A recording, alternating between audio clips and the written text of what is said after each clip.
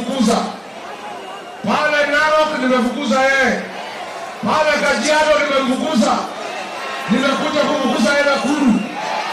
Kasongo amekwama, amerudi Eldoret. Analilia watu yao huko. Ati waseme tuta.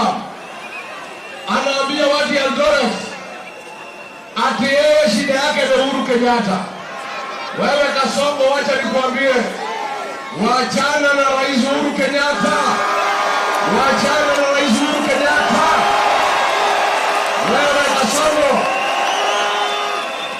Rais Uhuru Kenyatta alikuachia nchi iko na amani. Mwaka 4 umeleta goons ndio wanaongoza Kenya. Umesuspend constitution and the rule of law. Umeleta wakora ndio wanatawala Kenya. Rais Uhuru Kenyatta alikuachia NHIF ikifanya kazi. Ukaiondoa, ukaleta mnyama anaitwa SHA ambaye haifanyi kazi. Rais Uhuru Kenyatta alikuachia nchi. Masomo ilikuwa inaendelea mzuri. Kulikuwa na capitation, umeharibu masomo.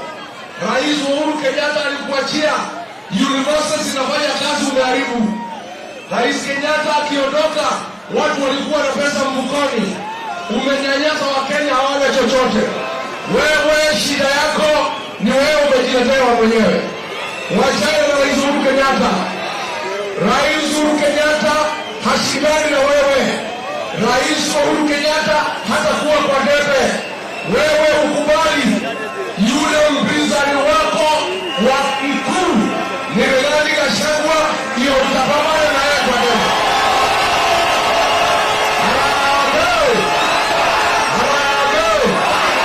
Wewe Kasongo, hapana poteza wakati kupigana na Uhuru Kenyatta. Uhuru Kenyatta is not your competitor. Uhuru Kenyatta hatakuwa kwa